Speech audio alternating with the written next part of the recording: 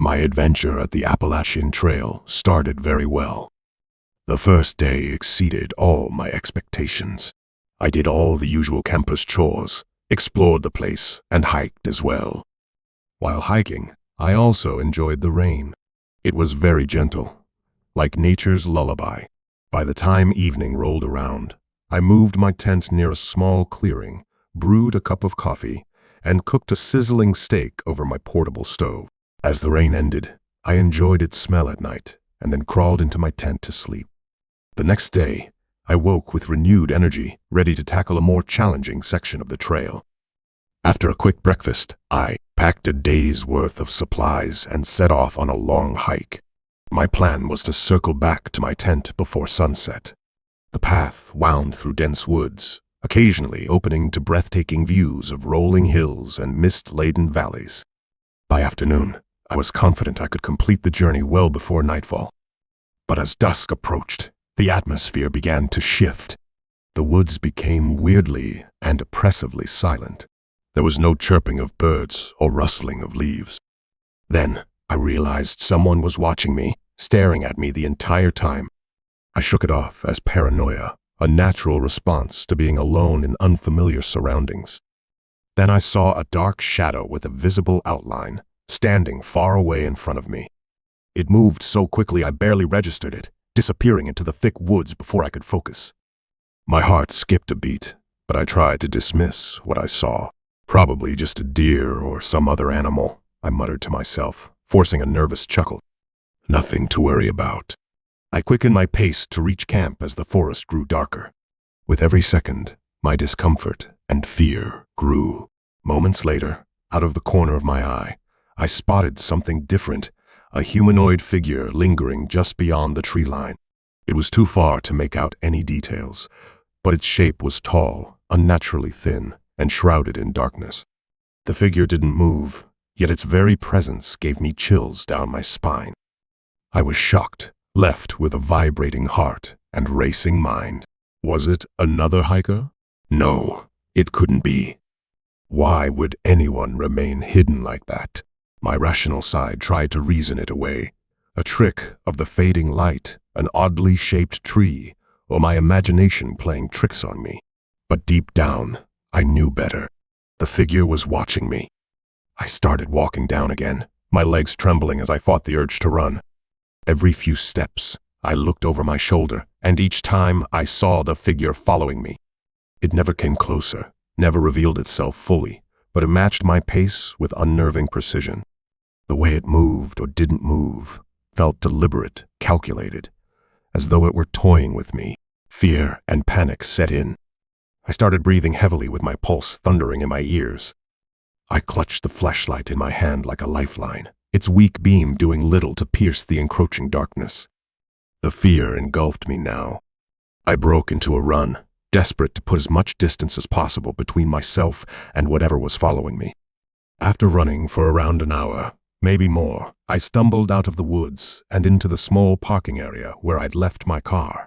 My chest heaved as I fumbled for my keys, my shaking hands barely able to unlock the door. I threw myself inside, locked the doors, and started the engine. Only then did I allow myself to look back. The edge of the forest loomed ominously in the rearview mirror, but the shadow figure was nowhere in sight. Still, the sense of foreboding lingered, as though it was still out there, waiting, watching. I didn't even think about the belongings I'd left in my tent. The thought of returning to retrieve them was unthinkable. As I sped away, the memory of the shadow haunted me, a relentless loop in my mind. What had I seen? Was it even real? That night, I drove to a nearby counselor's home. His name was Sam. I had known him since school. I told him everything and stayed at his home for the night. All night, I couldn't sleep, thinking about that figure and what I witnessed. While thinking about it and processing my questions, I dozed off late at night, not knowing when. The next day, at Sam's insistence, I woke up. It was 1 p.m. He asked me about my plans. I told him my decision. Together, we went to the campsite to pack everything, and then returned to his place. There, I hugged him warmly and said goodbye before leaving. Then, I headed home, waving to him until he faded from sight. On the way, I turned up the music and snacked to distract myself, focusing on the drive. At one point, I noticed that figure again, moving, but I ignored it, choosing to concentrate on driving. Soon, I was home, telling Mom and Dad about the figure after a sound sleep. Dad shared his own experiences with me. That day, I decided I would never go to the woods alone again. It's a place for experts, not for cowards. Experts are those who know how to deal with spirits and such creatures. The story takes place in 2023, and it was the perfect time to go out camping and hiking at the Appalachian Trail. The three of us, Jake, Ryan, and I, picked an ideal, secluded spot where people and cell service were out of the question. The first night, that was amazing. We cooked over the fire, told stories, and laughed until our sides hurt. But on the second night, everything changed. All went well that night too, until midnight when I woke up suddenly. At night, we slept earlier, but I didn't know what woke me in the middle of the night. One moment, I was in a deep, dreamless sleep, and the next, I was wide awake. At first, I thought it was nothing, maybe a branch falling or some nocturnal animal scurrying by. But then I heard a high-pitched, piercing scream of some unnatural being. That scream wasn't similar to any animal or human. I sat up immediately. "What the hell is that?" Jake whispered. He was already awake, not asleep, yet the scream made him sit straight with his eyes wide in the dim firelight. Ryan stirred next to him, groggy and confused. "An animal?" Ryan muttered, rubbing his eyes. "It's not an animal," I said, correcting him because I was sure it was something else. Our instincts screamed loudly to go out and explore the being, but I knew what was safer there, staying inside the camp and just being ourselves. "Let's see who it is," Jake said. He was Jake, always curious. "Idiot, it's not right. Stay here with us." Ryan made him sit. The screams grew louder, each one more gut-wrenching than the last, but we stayed inside, listening to it. Whatever it was moving closer. My palms were slick with sweat and fear. While being inside, we saw the shadow of a deer-like figure through the thin piece of the tent emerging from the darkness. However, something was horribly wrong about it. It wasn't walking on four legs. It was upright, standing on its hind legs like a human. And it was screaming a sound so raw and filled with terror that it made my stomach tie into knots, rushing fear and panic hormones up to my chest. I peeked out from the tent, and the sight of it felt so surreal, so wrong, that for a moment I was numb. Jake pushed me inside and looked out himself. He had the same reaction. Ryan only managed to control himself. The deer's body was gaunt, its ribs visible beneath its patchy fur. Its movements were jerky and unnatural, as though it were a marionette controlled by invisible strings. Its eyes, they glowed faintly in the light of our flashlights, wide and wild, with an expression I could only describe as fear. But what could frighten a creature like that so much? "Is this real?" Ryan's voice was barely a whisper. He asked us when he came inside. I didn't know anything. I was just numb, thinking about where we had gotten stuck. We were inside, but could still hear the deer's one final scream. It was louder and more anguished than the rest before it bolted back into the woods. It moved with alarming speed, its upright posture never faltering. And then it was gone, swallowed by the darkness as though it had never been there at all. The silence that followed was horrific. For a moment, none of us spoke, just processing everything inside our brains. We just sat inside, frozen, staring outside via the tent at the spot where the deer had vanished. The fire crackled behind us, the only sound in the oppressive stillness. "Did that just happen?" Jake finally said, his voice shaky, trying to seek validation of what he'd heard. "I think so," I replied, though even as I said it, I wasn't entirely sure. My mind was racing, trying and failing to make sense of what we'd just seen. "What the hell was that thing?" "I don't know," Ryan said, his face pale. "But it wasn't normal. Nothing about that was normal. We couldn't sleep the rest of the night. We had everything to distract ourselves, but nothing worked because the fear was instilled in us so deeply. We were just lying inside, looking up at the roof of the tent and thinking about everything, how the night started and how it ended. The first thought in my mind was a desire to erase the last part, wishing it were only a dream. I didn't know when we fell asleep, but the chirping of birds woke us up. It was bright sunlight outside. Jake woke up after me, came outside, looked at me, and we made a decision. We woke up Ryan, packed our bags, and left for home. On the way, we decided one thing: never going there again without experts. Ethan and I were having a good time on the Appalachian Trail. We found a good spot and stayed there in our camp, watching sunsets, preparing food, and exploring the area. That's how our days were going there. Yet one night, I went inside my sleeping bag and dozed off. After an hour or two, I woke up abruptly. At first, it was faint, almost like the electronic tones of a distant radio. I brushed it off, assuming it was some odd echo of wildlife, or perhaps my imagination playing tricks on me. But then the tones grew louder, rising and falling in an irregular rhythm. They morphed into something even stranger: low, guttural growls, intertwined with high-pitched, animal-like cries. Heart pounding, I nudged Ethan awake. "Do you hear that?" I whispered. He groaned, half asleep. "It's just the forest, babe. Go back to sleep." But the sounds didn't stop.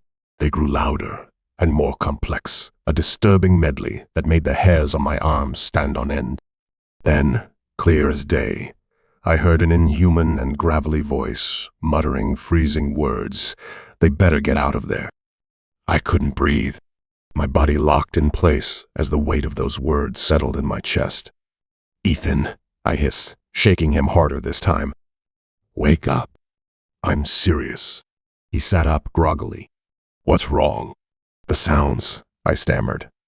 "The voice. It said they better get out of there." Ethan rubbed his face, trying to shake off his sleepiness. But as soon as he focused, the noise stopped out of nowhere. No tones, no growls, no voice, just silence. Ethan listened for a few moments before sighing. "There's nothing out there," he said, his voice calm but firm. "You probably dreamt it." I wanted to believe him. I really did. But I couldn't shake the bone-deep fear or erase what I had witnessed. I lay awake the rest of the night, holding Ethan's hand tight, feeling the pounding of my heart with every creak of a branch and whisper of wind. The morning light brought relief. The forest seemed normal again, with the sound of birds chirping and rustling leaves. I almost convinced myself that the events of the night wouldn't happen again. As we packed up our gear, a girl from a neighboring campsite approached us. She couldn't have been older than 16, her eyes wide with a mixture of curiosity and fear. "Did you hear the noises last night?" she asked, hesitantly. My stomach dropped. "You heard them too?" Instead of asking her name or whereabouts, I asked a validation-driven question. She nodded, looking over her shoulder as if expecting something to appear behind her. It was weird, like electronics and animals mixed together. Then there was this voice. She shivered. It said they better get out of there. Ethan stiffened beside me. His casual dismissal from the night before was gone, replaced with cautious seriousness. "Are you sure?" he asked. The girl gave a sharp nod. My dad didn't believe me either, but I know what I heard. A shared unease settled over us. Whatever had happened wasn't just my imagination. It was real, and someone else had experienced it too. Ethan and I packed up our campsite in record time. I couldn't shake the feeling that the forest was watching us, that something unseen lingered just beyond the trees. Even as we loaded the car, my eyes scanned the woods for any sign of movement. The drive home was quiet. Ethan kept his hands tightly on the wheel, his jaw clenched in thought. I stared out the window, replaying the events of the night over and over. The voice echoed in my mind like a broken record. They better get out of there. The whole drive was simple. No songs or gossip, just silence. But that silence was needed. I needed time to process everything and adjust back to city life. And it worked.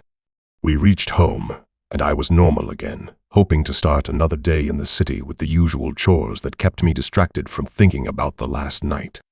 Yet my thoughts intertwined when 2 months later, Ethan showed me an article in a magazine. It talked about weird sounds in the Appalachian Trail. Because of those sounds, 2 men had lost their lives the previous year.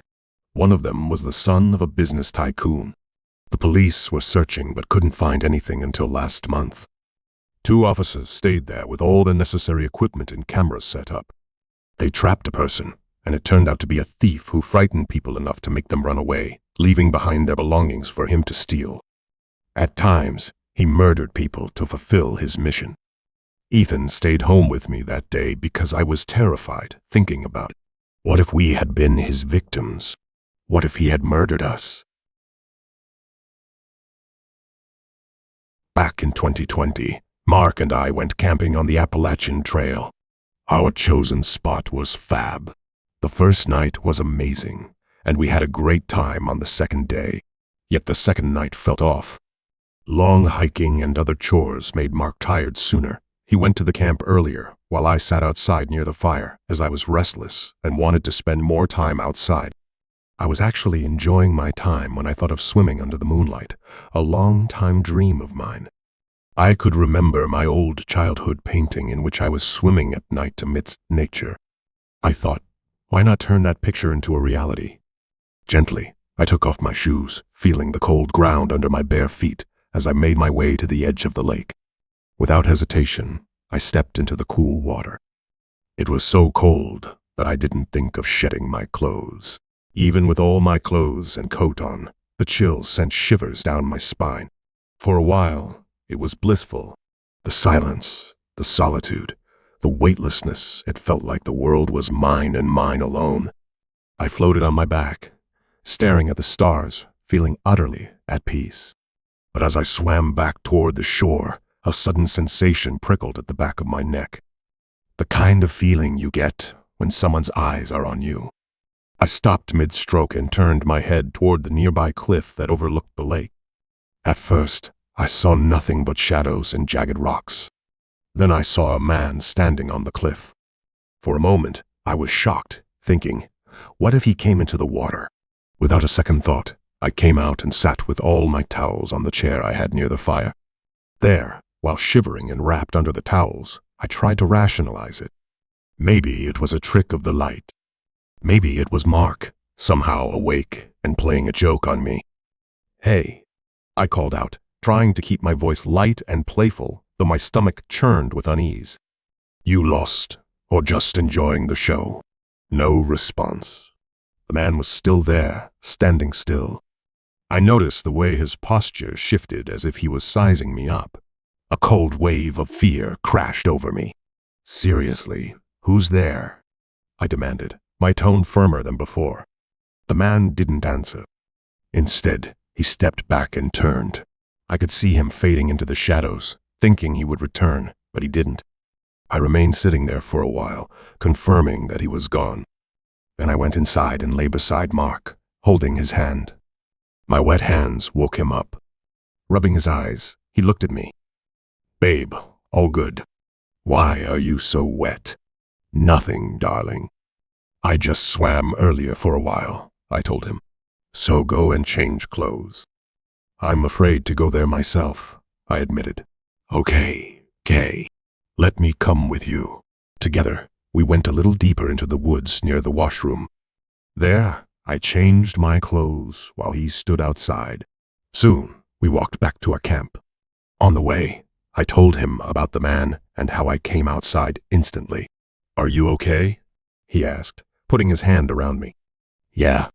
At first, I was afraid, but as soon as he went away, I got relaxed and then came inside and held your hand. "Okay," he gasped. "I'm happy you're fine," he smiled, looking at me. We went inside our camp and slept. The next day, when I woke up, the terror of the night felt somewhat dulled in the safety of the sunlight. Mark woke up after me. Soon, we had a quick breakfast. Later, Mark and I decided to investigate the area near the lake as we were curious about the man. As we approached the shoreline, the lake looked so serene, as if the events of the night before had never happened. But then Mark called out, "Come here." His voice was tight. I hurried to where he stood, just a few feet from the water. That's when I saw 2 sets of footprints. One set belonged to me, leading from the water to the shore and back to the tent. The other set was larger, heavier, and unmistakably not mine.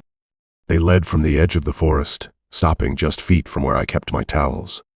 "He was here," I breathed, my chest tightening. Mark crouched, examining the prints. "He was standing right behind you," he said grimly. The realization made my blood run cold. He hadn't just been watching from the cliff. He had been right there, close enough to reach out if he'd wanted to. We stood there in silence for a long moment, the weight of what we'd discovered sinking in. Whoever he wasn't just a passerby. He had been lurking, waiting. "And for what?" "We're leaving," Mark said finally, his tone brooking no argument. We packed up our campsite in record time, my eyes constantly scanning the tree line, half expecting that shadowy figure to step out again. The drive home was tense, neither of us saying much, both lost in our thoughts.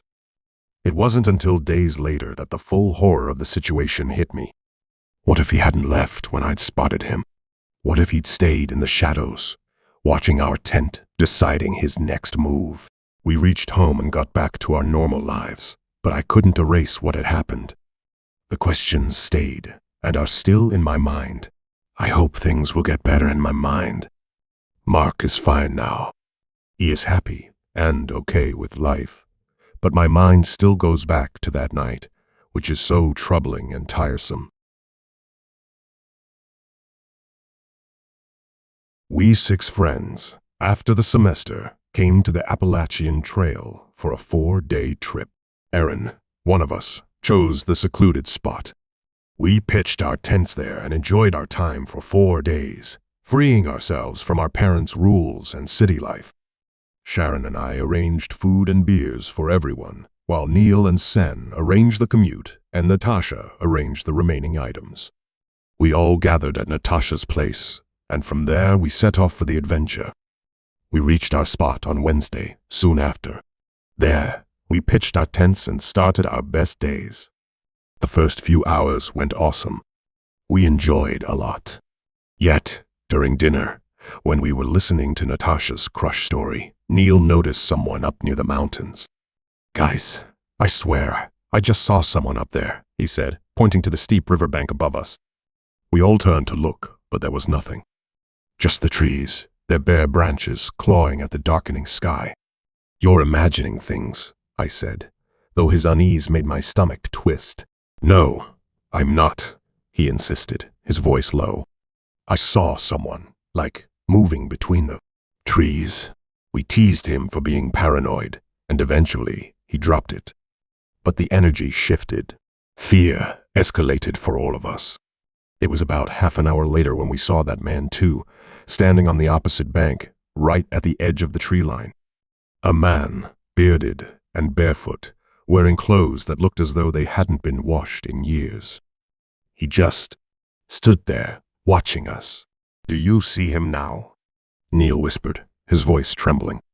We all nodded, too stunned to speak. The firelight flickered, casting eerie shadows, but there was no mistaking the figure.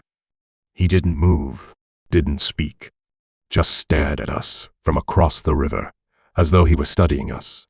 "Maybe he's homeless," Sharon offered, her voice barely audible. "Or a hermit," Natasha added, trying to rationalize the situation. "Should we say something?" I asked. But before we could decide whether to stay there or move to another side, the man turned, disappearing into the woods without a sound. We sat there silently, observing the situation, asking ourselves if it was right to stay or not. We were staring at the spot where he'd been. Eventually, we convinced ourselves it was harmless, maybe even a coincidence. He probably wasn't interested in us.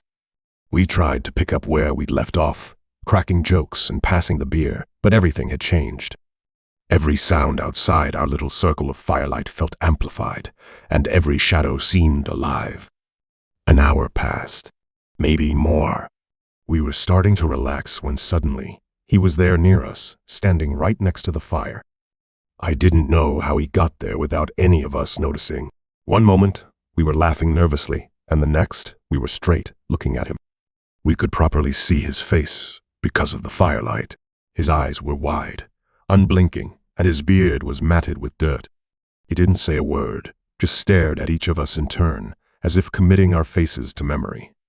Jenny was the first to speak, her voice shaking. Are you okay? He tilted his head slightly, as though considering the question. Then, in a voice that was low and gravelly, he said, "Not everything that watches you means harm." The words hung in the air, chilling and cryptic. Before any of us could respond, he turned and walked away, disappearing into the darkness beyond the firelight. For a moment, none of us moved. We just sat there, frozen, the only sound the crackling of the fire. Then, Neil broke the silence. "We need to leave. Now." No one argued. We scrambled to gather our things, stuffing what we could into our bags, leaving snacks there. The fire was still burning as we fled, but none of us cared. The walk back to town was a blur. We stayed together. By the time we reached the edge of town, the sun was starting to rise, casting a pale, ghostly light over the streets. Soon, we sat in our cars and drove to the city. All the way, we talked about what happened. Neil told how cold he got inside, while Natasha said that she could feel her loud heartbeat. It was confirmed that all of us were frightened. After discussing, many of us slept. Aaron was the one who woke us up when we reached Natasha's place. There, we all had food and then left for our homes after around 3 hours. It's been a year, and we've camped many times since, but since it was the first weird incident, we could not forget it and always tell people about it. I wanted to spend some time with my son, Liam. Divorce and work life made us distant, and I felt it when he started forgetting to text me. That's why I decided to go camping with him at the Appalachian Trail. I picked him up from my ex-husband's place and drove with him to the spot. All the way, there was silence. He was on his phone while I was driving. After a while, I tried to talk to him, but his one-word answers silenced me and kept me focused on the road. Soon we were at our spot, and I saw him jumping here and there and laughing. For a while, I stopped pitching my tent and just looked at him, laughing and expressing joy. But when he saw me staring at him, he changed, and I busied myself with chores. Later, I prepared food for us, and he was playing outside with his dog, Matt. While I was just bringing juice for us, he called, "Could you play badminton with me, please?" I was happy that finally, my son approached me. I played with him, leaving food under a lid. We played for around an hour when he started sitting on the ground tiredly. At that moment, I brought food and juices for us. After food, we explored the area and sat near the lake. There we swam, and then came back upon sunset. Soon, it was night, and we had an amazing meal of steak. All was good until, after a while, there was a low, guttural growl that sent a shiver down my spine. At first, I thought I had imagined it, but Liam froze, his small hands clutching his toy. The sound came again, louder this time, and before I could react, 2 large, aggressive dogs burst through the underbrush. Their barks shattered the quiet night as they charged toward us. Liam screamed, and my heart pounded as I stepped in front of him, instinctively shielding him with my body. The dogs stopped just a few feet away, snarling and baring their teeth. I reached for the nearest stick, ready to defend us, but the sight of the dogs wasn't the only thing that made my blood run cold. A man walked out between the rows of dense and thick trees. He was tall and thin, with a long coat that swayed as he moved and a weird hat on his head. His expression was unnervingly calm, almost as if he were amused by the chaos. The firelight flickered across his face, highlighting his sharp features and the glint in his eyes. He approached us, slowly, his steps deliberate. "Hello there," he said, his voice smooth and warm, but with an undercurrent of something I couldn't place. He fixed his gaze on Liam. "What a brave little boy you are." I tightened my grip on Liam's shoulder, pulling him closer. "Can I help you?" My voice was steady, though fear coiled in my stomach. The man ignored me, crouching slightly to address Liam directly. "Would you like to see my house? It's just nearby. We can take a picture of you with the dogs. They're friendly, I promise." Liam didn't respond, his small face pale with fear. I could feel his trembling as I held him. "No, thank you," I said firmly, my voice rising. "We're fine right here." The man's smile widened, but it didn't reach his eyes. "Oh, come now," he insisted, his tone growing more unnerving. "It's just a little walk. You'd love it." "That's enough," I snapped, stepping back and pulling Liam with me. My instinct screamed that we needed to get away from him. "We're leaving." The man straightened, his smile faltering. For a moment, he just stood there, his stare flickering between me and Liam. Then, to my horror, he began to follow us as I hurriedly led Liam toward the main camping area. "Keep walking," I whispered to Liam, my grip on his hand tightening. "Don't look back." We stumbled through the dark, the beam of my flashlight trembling as much as my hands. That trembling started to ease when I saw a group of campers dancing. From there, I started shouting, asking for help while walking down towards them, dragging Liam behind me. In the beginning, they couldn't hear me, but as I came closer, they heard my noise and a few ran to me. "What happened, ma'am?" one of them asked, running to us.